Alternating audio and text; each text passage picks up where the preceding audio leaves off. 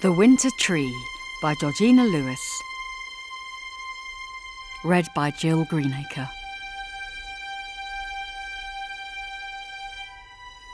Chapter 11. The Wind. That summer, Lizzie had her 14th birthday and Thomas his 11th. Thomas was growing fast. From a placid toddler, he was turning into a cheerful, curly-headed youngster who sang in the church choir on Sundays and lived in a world of his own. He was a solitary, creative child. He seemed to have inherited father's passion for beauty, but with Thomas it was drawing. He lived to draw. That autumn, Perrin brought him a great thick pad of paper and some drawing pencils, and Thomas was lost to us from then. Head down and pencil scribbling away, he drew everything in sight, from flowers to pots of jam, Lissy when she'd sit for him, and Mother kneading dough. We'd heard nothing from Hester, and no news from David, so we presumed the lack of it was good. About this time, Mother began to get bad headaches and a flashing in her eyes when she was tired. The doctor came and said it was blood pressure, and she must rest a lot. And so in the end, she didn't go to Truro for the baby's birth. We wrote long letters to Hester full of news of home such as there was. Mother wrote to tell her about what to do about the pains when they started and what to get ready, although privately I thought the district midwife would have been more up to date with that kind of advice. Lissy and I took over the household while Mother stayed in bed and rested away the mornings and got up to potter about when the headaches were not too bad. Perrin was 17 now and very tall, taller than Father by a good few inches. He was much taken up with a girl he'd met at work, Jennifer Enery, a pretty, dark-haired girl, he said, from the other side of our nearest town.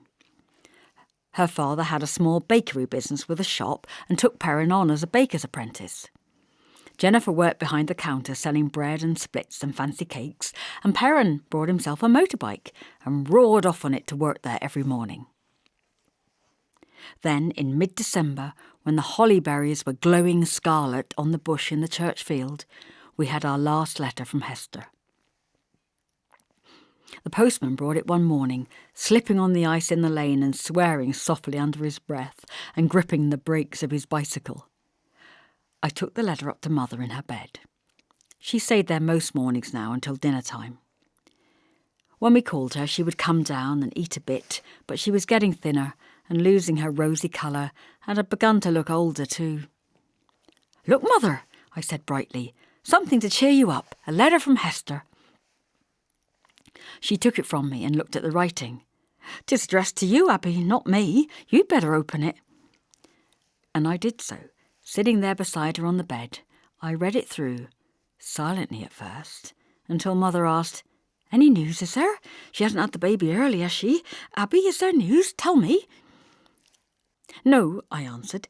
"No news yet, but she doesn't think it will be long." I put the letter down in my lap, considering what to tell Mother, for indeed it was the strangest letter I have ever had, and very short. "Dear Abby," it said, "please come. You must be here. I cannot bear it if you don't come. I think the baby's dead. Please come. Please come. Love, Hester." "Can I read it?" Mother pleaded. "I've no doubt she's getting really excited by now. Do she sound happy? Oh, Abby, I remember how I felt just before you were born. Very chuffed and half frightened and longing, afraid it wouldn't start and half afraid it would." She stared at me anxiously.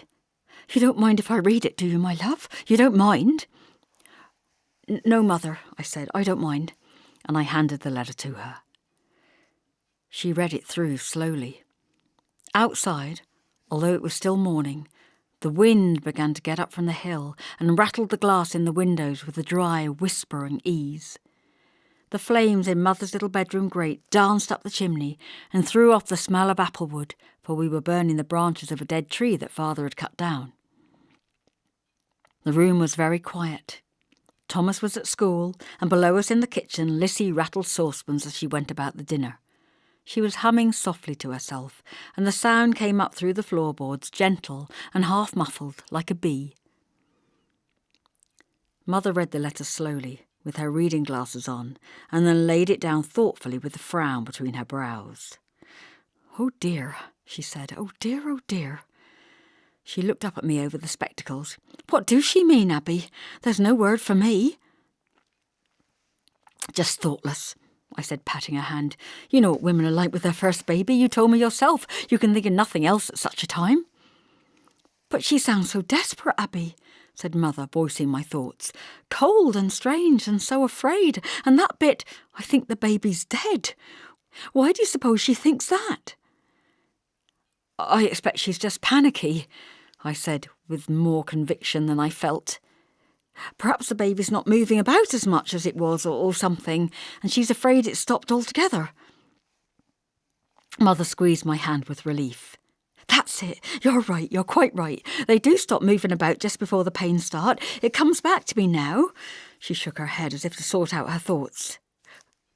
"One of us must go over there, Abby, and stay with her until the baby is born. I dearly wanted to go myself, but I'm afraid it'll have to be you. Do you mind, my love?" "Oh no," I said, "I don't mind, Mother. But can you cope without me here? What about the housework?" "Oh, we'll be all right." She paused, making plans. "Thomas and Perrin can help out with the cleaning for a bit. It'll do them good. Perrin's a man now, and courting that girl Jennifer. He seems very set on her, don't he? Here, did you notice his face the other day when we were speaking about Hester's babe in front of him? Went quite red, he did. I think he's serious about her, Abby. He's awful young, but he's level-headed, is Perrin.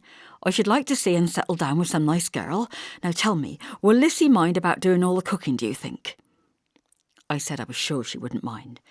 She was a home-loving little thing, and loved nothing better than to potter about with food. In that, she certainly was Mother's daughter. I said, "What about Thomas? Will he mind my going?" She laughed. "Thomas wouldn't notice if the roof blew off and the house fell down about his ears." She sighed. "The boy's so dreamy, Abby. Sometimes I wonder what will become of him.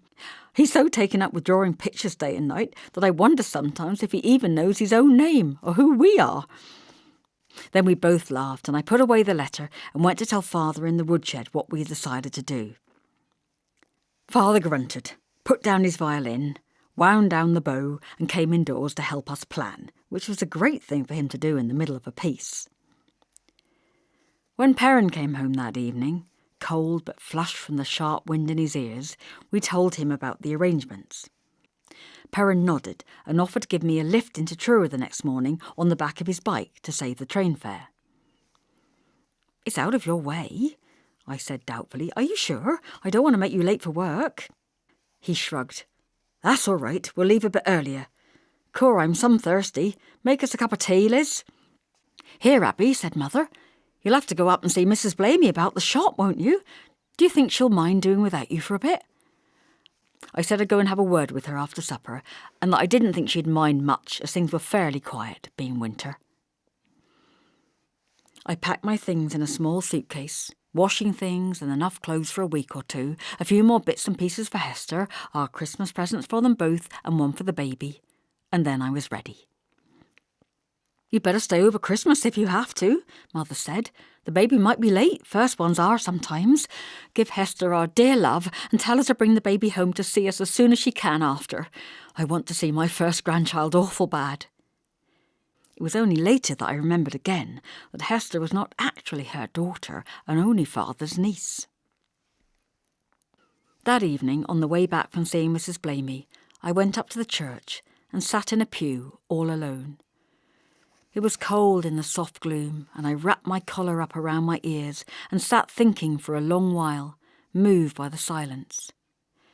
I'd never been very religious, but somehow I felt a need for guidance and for something firm to hold on to in the days that lay ahead. It was as if I was going to have to handle something old and swift and fierce that had stirred in the earth long ago and had no name. A thing that, thrust aside and denied, had somehow grown fiercer and more turbulent because of denial, and the only name I could have put to it was love. We set off in the morning. Perrin wheeled out his motorbike, adjusted his goggles and buckled his helmet under his chin. He tied my battered suitcase on the back, shaking it vigorously to check that it was secure. I'll have to go very slow, he said, on account of the roads are very slippery with ice. But I'm used to it, don't worry. I prayed that Mother wouldn't hear, or she might have forbidden either of us to go at all. He showed me how to sit astride the saddle behind him, with my arms about his waist. I had a feeling of safety with him in control up front, and as he jabbed the kickstart several times and a great cloud of roaring white smoke rose from the exhaust, a certain awe of the man who was my brother. He had a new air of assurance about him. We'd seen little enough of him lately, with him being so tied up with the bakery and Jennifer, and I realised with a sense of some surprise that he was almost a stranger to me. I said goodbye to Mother in her bed after breakfast. I told her not to worry and that I would send news as soon as I could before the baby's birth, and afterwards, of course. While I was kissing her, Lizzie came in with steaming tea for her on a tray and an egg on toast, and Mother said, "See what lovely girls I've got," and became a little weepy. We plumped up her pillows and patted her hands and cut the top of her egg for her, and Lizzie buttered her toast. I left them there, with Lizzie sitting on the side of Mother's bed and making out a shopping list, with Mother nibbling the toast, and Lizzie saying, "Flour, Mother, salt? How about a drop of soup for dinner? I could make a nice soup from a few onions. And how are we off for cheese?" I left them to it. Thomas was still at the table in the living room, crunching toast with an air of deep preoccupation. And Father, believe it or not, Father was at the sink. "Washing up, Father?" I asked, for such a thing was unheard of. "What's come over you?" He grunted and turned to glower pleasantly at me, then gave his little dry cough and cleared his throat, and a twinkle came into his eye. "Get off with you," he said. "Off on your joyride, my girl. Got to keep the place tidy while you're gone, haven't I?" From outside the back door, Perrin's muffled voice called out, "Are you all wrapped up, girl? It's icy cold out here." Father gave me a narrow look. "You won't say nothing to Hester about the other business, will you, Ab?" "The other business, Father?" "About Joseph. Don't say a word, will you? 'Tis between you and me." "No, Father, I won't say a word." I pulled on my warmest gloves, and as I bent forward to kiss him on his leathery cheek, his familiar smell of tweed and tobacco assailed me. And thus, fortified, I went out into the cold morning. We'd set off much earlier than we needed to, I thought, but we travelled slowly, for the roads were perilous with early frost, and Perrin drove carefully and kept to the sides of the road. Before reaching Truro, we stopped off at a little cafe with gingham curtains halfway down the windows and checkered tablecloths, and a warm atmosphere of steam and cigarette smoke, and Perrin bought me tea. I sat at a table in front of a window dripping with condensation and watched him as he waited at the counter to be served by the woman behind it. He stood there in his leather jacket and helmet, with the goggles pushed back on top, a surprisingly alien figure. He brought the tea over and gave me a self-conscious grin as he bumped the thick white china down and slopped the tea in the saucers. "What are you staring at?" He pushed a cup towards me. "I thought we'd have another bit of breakfast. Do you want a pastry or something to eat?" "No, thanks," I said. "I was thinking of the little chap you used to be just a few years ago. You're a man, Perrin. I'd hardly noticed it before." He grinned and bent over his cup. "No one at home's got thoughts for anyone but Hester," he said matter-of-factly. He took a long sip of tea. I frowned. "And Mother?" I pointed out. "Oh, yes, Mother too, I suppose, but Hester mostly." I considered this. "Right, aren't I, Ab?" "I suppose you are. Do you mind that, Perrin?" "Mind it? What is there to mind? 'Tis the way things are, Abby. Always have been since she came." He said it quite without rancour and sniffed thoughtfully, his eyes roving round the hazy room. They fell appreciatively upon the woman as she served more tea, her rounded arm upon the tall urn handle. His eyes returned to me. "She should have married old Joseph, you know." He said it quite casually, almost absently. "Why on earth do you say that?" I asked. He stared into his teacup and, picking up the spoon, began to stir it carefully. "I saw David the other day." "Did you?" "Rang a quarter of doubles with him. Nice bit of striking it was too." He paused and then said guardedly, "He isn't happy, Ab." I traced the margin of the checks on the cloth and scraped at them with my fingernail. Oh? We had quite a chat, Dave and I. He says there's something wrong. I took a deep breath. Wrong? With the baby? Hester says she thinks it's dead. No, not with the baby. The nurse one says the baby's fine. Something wrong with Hester's mind. A small hammer began to throb somewhere in my throat. What could be wrong, I asked. She's having a baby, isn't she? No woman's in her right mind when she's pregnant. He gave me a sudden boyish grin. And what would you know about it? I gave him tit for tat. And what would you? Oh, enough. More than you think. He brushed that aside. He thinks there's something wrong with Hester. Oh, I said carefully. Such as what? A sort of wildness, Dave said. Oh, I know it sounds daft, but he's not a chap to fancy things, is he? I don't know, I said. I hardly know him, really. What does he mean? Perrin took another sip of tea. He says she's awful thin, and a sort of desperate look comes into her eyes sometimes, like she's trapped and can't get out. He's awful worried, Abby. He does love that girl. A silence fell between us. On the other side of the room there was a rise of laughter and a clink of cutlery. Someone shouted, I never did, and a good-humoured argument sprang up. Perrin said almost casually, Jen's pregnant. I closed my eyes. I wondered if I'd heard him properly.